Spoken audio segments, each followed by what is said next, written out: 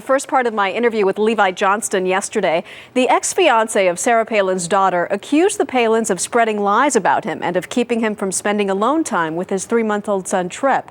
Today, he shares more about his relationship with Bristol Palin, whom he's known since he was just an outdoorsy kid in small-town Alaska.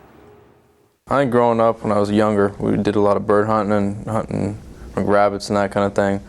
I think my first big game hunt, I think I was 7 years old and I shot my first bear. 7 years old and you shot a bear? Yeah. That's crazy. Most people don't do that. No. What do you remember about the day you met Bristol? I don't know, I grew up with her. I didn't actually start talking to her until like 7th grade when we went to school. Were you too shy? I wasn't really the shy kid with the girls, but... Yeah, somehow I get that. Let's talk about your relationship with Bristol. You were together 3 years. Did you feel like you were a part of her family? Yeah, I think we were getting pretty close. We were getting comfortable.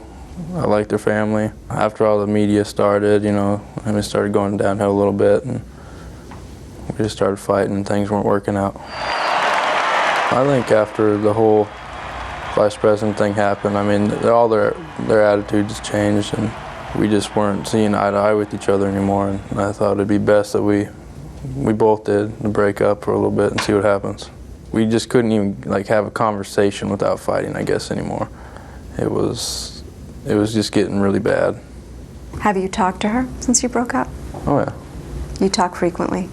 We talk every day, every other day. And what have the conversations been like lately?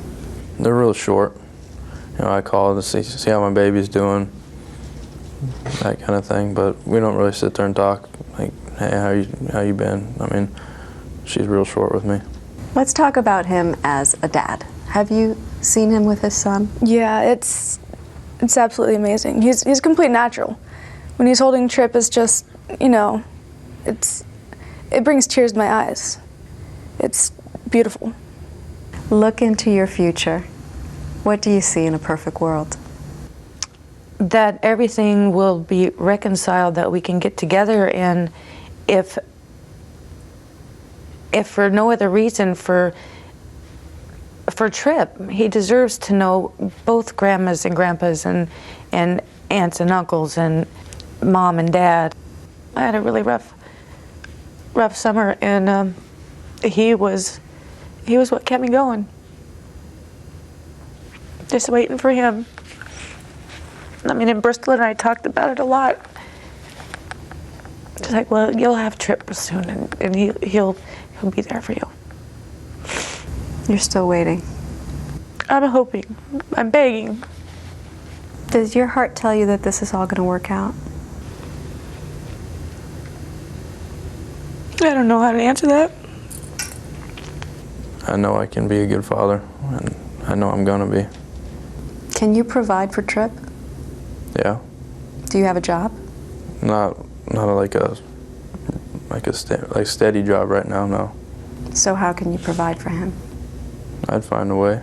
What do you want Tripp to think about his dad as he grows up? I don't know, I was always thinking my dad was, you know, like Superman. I mean, he can do everything. He was good at everything he did, so I probably have to say the same thing. If I call you up in 5 years and say, hey Levi, what are you doing? What do you think you'll tell me about your life then? You know, hopefully I'll be hunting with my kid, fishing, doing something.